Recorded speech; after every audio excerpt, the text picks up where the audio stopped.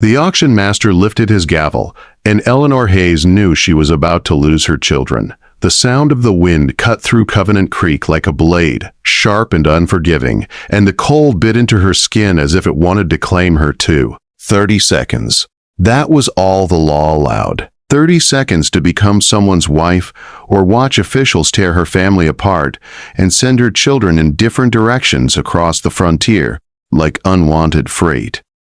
7 small hands clutched her worn wool coat. The coat had been mended 3 times and still looked tired, much like Eleanor herself.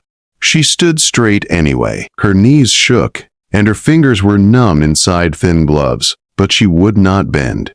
She had learned long ago that weakness invited cruelty. The crowd watched her with blank faces. Some looked bored. Some looked annoyed. Others stared at her like she was a bad deal no one wanted to make. The 47th man had already turned away. She had heard the words whispered and laughed aloud. Fat, undesirable, burden. Eleanor did not cry. Tears had never fed a child. Her oldest, Sarah, stood close at her side. 13 years old with eyes too grown for her age, she tried to be brave. Thomas, 11, squared his shoulders like a man, though his jaw trembled. James and William stayed quiet, watching the men the way hunted animals watched wolves. Margaret and Catherine held hands, fingers locked tight. Little Edward, only 3, hid behind Eleanor's skirt and peeked out with wide, frightened eyes. Eleanor Hayes, widow. Age 32. 7 children, ages 3 to 13. A few men laughed. Others shifted their weight, already thinking about cost, about mouths to feed, about work. No one thought about her courage. No one thought about her heart. Opening bid $75, the auction master said, includes transport, settlement fees, and the children. Silence followed, the kind of silence that made the world feel cruel. Eleanor had known this might happen. She had known it back in Philadelphia when she signed the papers. She had known it when she sold the last of her furniture and watched her children eat their final warm meal in a cramped city room. Debt collectors did not care if your children were hungry. Factory bosses did not care if your bones ached. The West had sounded like hope, and hope, even desperate hope, was better than watching your babies starve. 70, the auction master tried again. A man in a beaver hat spat into the mud. Too fat, he said, like he was talking about a broken wagon. 7 brats might as well buy a plague. Sarah's hand slipped into Eleanor's. Eleanor squeezed back, steady and sure, because her children needed something steady. 50, the auction master said, his voice sharp now. Last call. Behind the platform, 2 officials waited with papers ready. Eleanor recognized the thin woman with the tight mouth, Mrs. Tibb, Cromwell from the Bride Society office. Those papers were the backup plan, orphanage placements, work farms, a legal knife ready to cut her family into pieces. The auction master lifted his gavel higher. If no bid is received, he announced, the children will be remanded to territorial custody under the Orphan Placement Act. Edward made a small sound. Mama. Eleanor bent down, ignoring the pain in her knees, and touched his red cheek. Hush, love. Be brave just a little longer. She stood again and faced the crowd. Most men looked away. A few stared back with hard, measuring eyes. None of them saw the woman who had kept 7 children alive through a Philadelphia winter on pennies and grit. They only saw her body and her burden. Going once, the auction master said. Eleanor's heart hammered in her ears. Going twice. Sarah's tears fell silent. Thomas clenched his fists. The younger children pressed together like they could disappear. Gone. A voice cut through the air from the back of the crowd. Deep, rough. Like stone breaking loose from a mountain. I'll take her. Every head turned.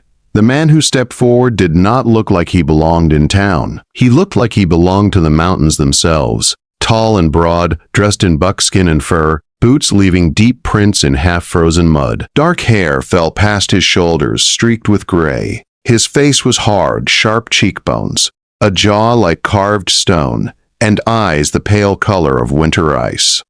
The crowd parted for him without thinking. The auction master blinked. "You'll take her. You know she has 7 children." "All 7, the man said without hesitation. A murmur rolled through the crowd. Shock, not kindness. Someone whispered his name like a warning. Caleb Roar. Eleanor's stomach tightened. She had heard that name before she ever stepped onto the platform. The mountain man. The one who barely came down. The one people said had blood on his hands from the war. Caleb stepped closer, his eyes moving over the children, sharp but not unkind. Then he looked at Eleanor. She met his gaze and did not look away. "How much?" he asked. "The current offer is 50, the auction master said. Caleb's mouth tightened. 300. The crowd gasped. Mrs. Baldwood. Cromwell's head snapped up. Even she looked shaken. "That covers everything," the auction master stammered. "Passage, settlement, provisions." "Good," Caleb said. "Then stop wasting time." The gavel came down, not like a sentence, but like a door closing on one life and opening into another. Eleanor felt dizzy, relief tangled with fear. A man did not pay $300 for nothing. Caleb turned to her. "You understand what this is? A marriage contract," Eleanor said, her voice steady. "Shelter and food for work. A roof for my children." "That's right," he said. "I've got a homestead in the high country. Rough travel. Long winters. Work is hard. Your children will work too. Everyone earns their keep. I'm not selling dreams. I'm offering survival." He paused. "You want it or not?" Eleanor looked at her children. 7 lives waiting on her answer. She glanced once at the officials and their papers, then back at Caleb Roar. "I want it," she said. "I accept." They left Covenant Creek within the hour. Caleb's wagon was sturdy and packed with supplies. He lifted the smaller children into the back with ease. Then he offered Eleanor his hand. His palm was calloused and warm. She took it because she had no other path left. The town fell behind them. Eleanor did not look back. The land opened wide and wild. Sage, tough grass, dark stands of pine. Mountains rose ahead like teeth against the sky. The children huddled under blankets, whispering. Sarah watched Caleb with careful eyes. For a long time he did not speak. "You warm enough?" he asked at last. "Yes," Eleanor said. "The children too." He nodded. "Blankets in the back if you need more." It was not softness, but it was care. As the trail climbed and the air sharpened, Eleanor watched his hands on the reins. Steady, scarred. "Sure. Why did you do it?" she asked. "Because I needed help," he said. "And I don't leave children to be torn apart by paper men." By dusk, the wind smelled like snow. Eleanor pulled her children close and stared into the dark ahead, wondering what kind of man bought a family no one wanted. And why the town seemed afraid of him. Somewhere beyond the trees and the cold was his homestead, and Eleanor felt that what waited there was not just hard work and winter storms, but the truth about Caleb Roar. The storm came down from the mountains before sunrise on the second day of travel. It arrived fast and heavy, as if the sky had decided to bury the world without warning. Snow spun so thick Eleanor could barely see the horse's ears ahead of the wagon. The wheels groaned as they sank into deepening drifts, and the children clutched each other beneath the blankets. Caleb Roar drove as if the storm were only an inconvenience. His jaw stayed tight, his eyes narrow beneath the brim of his hat, reading the land the way Eleanor once read factory ledgers back east. Calm, sharp, certain. Still, even he could not ignore the danger growing around them. "We need shelter," he said, raising his voice above the wind.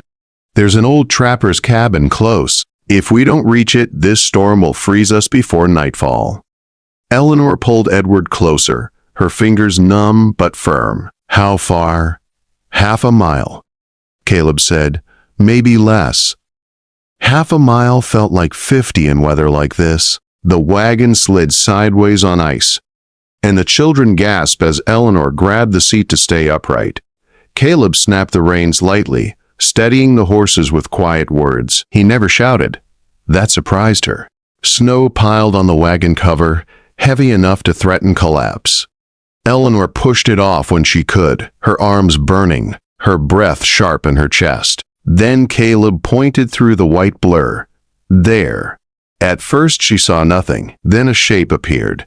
A low log cabin half buried in snow, leaning but standing. Relief hit her so hard her knees nearly gave out.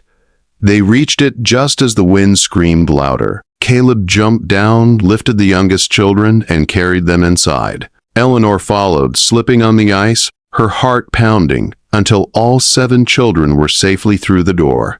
The cabin was dark and bitter cold, but dry. A stone hearth waited at the far wall. Dust covered the table and floor, untouched for months. "Stay with the little ones," Caleb said. "I'll get wood." He vanished back into the storm. Sarah moved at once, helping clear the hearth. Thomas hovered near the door, fear creeping into his eyes. "Mama, is he coming back?" "Yes," Eleanor said, though doubt tugged at her. "He won't leave us." When Caleb returned with an armful of wood, snow clinging to his hair and beard, he struck a flame without delay. Fire bloomed, weak at first, then stronger. Heat crept back into frozen bones. They slept close to the fire. Caleb kept watch by the door, rifle across his knees. The storm howled through the night, but the cabin held. By morning, the wind had not eased. Snow blocked the door almost halfway. Caleb handed Eleanor a tin cup of hot coffee. "You'll need strength," he said. "We may be stuck." The children woke slow and quiet.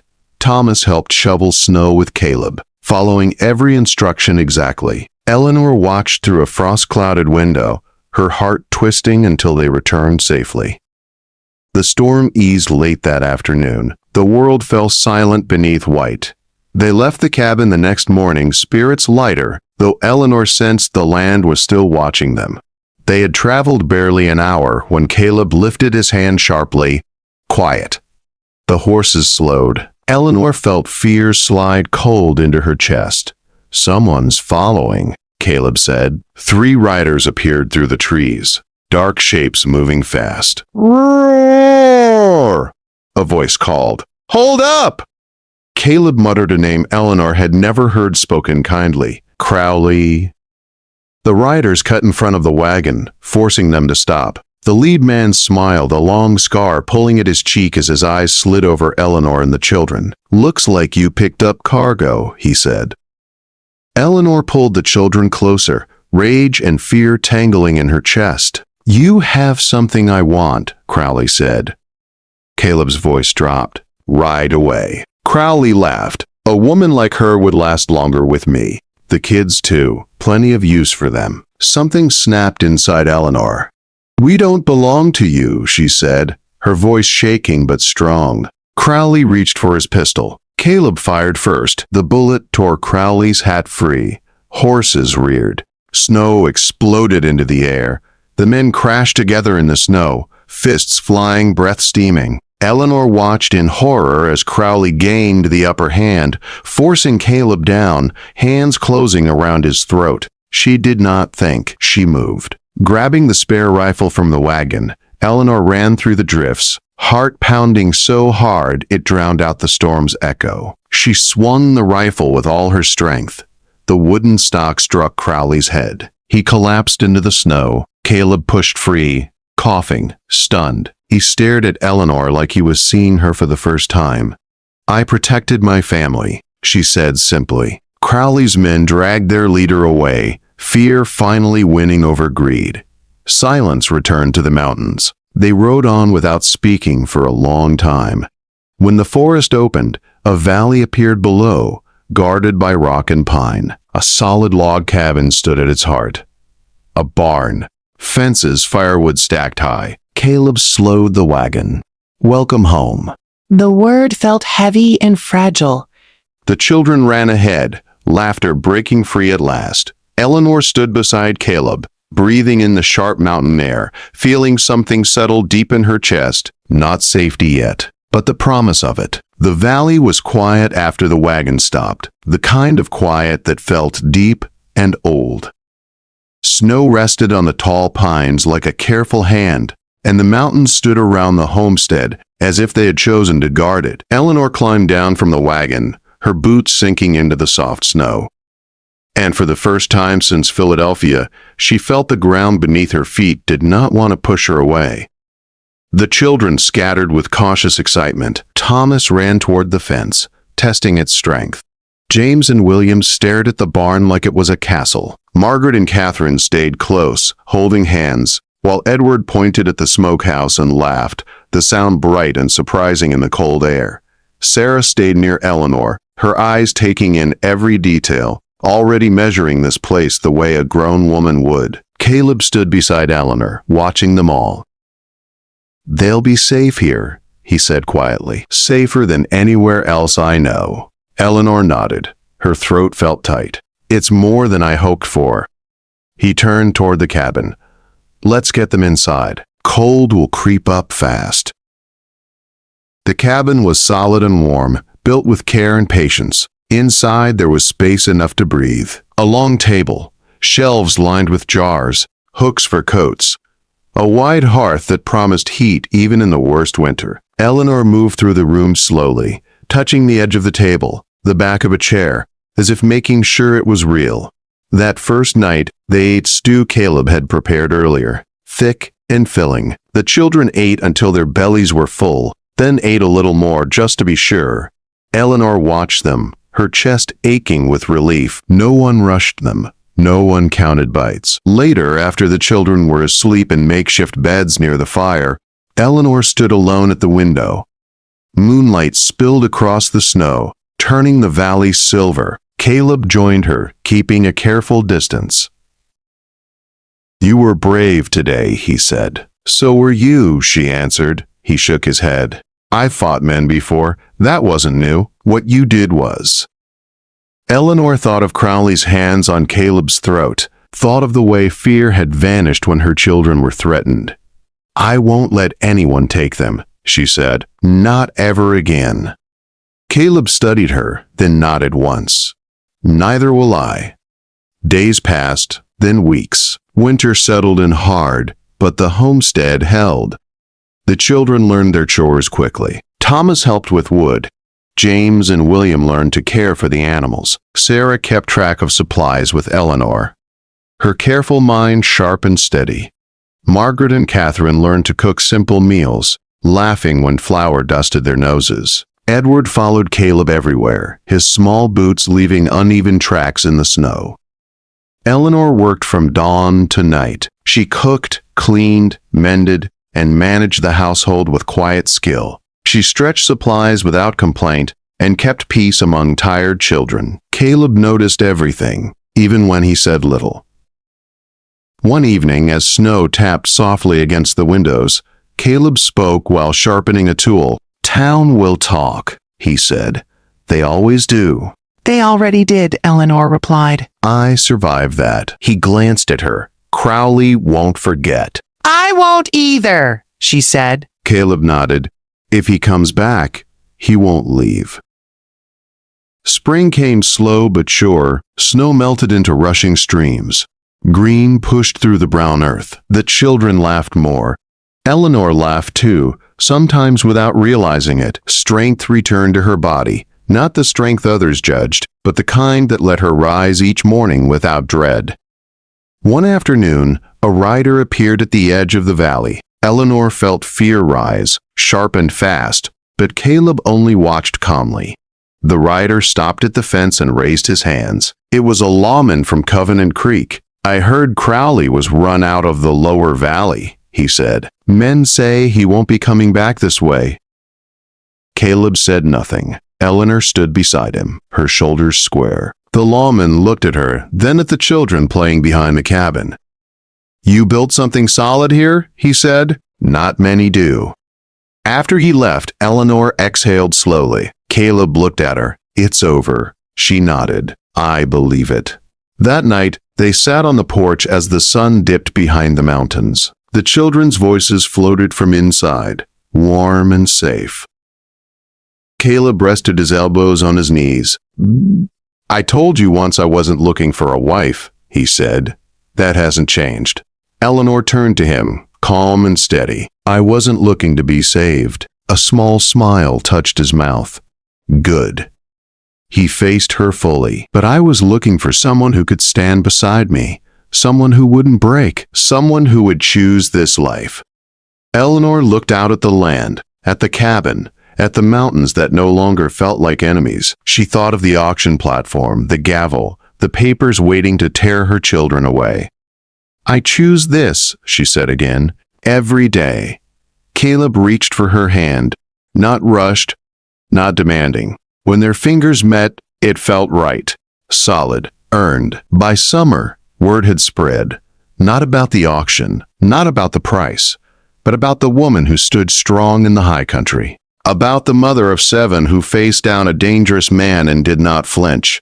About the mountain homestead that thrived when others failed. Eleanor Hayes was no longer a burden in anyone's story. She was the heart of her own. And in the quiet valley, surrounded by her children's laughter and a man who saw her worth from the start, Eleanor finally knew what it meant to belong.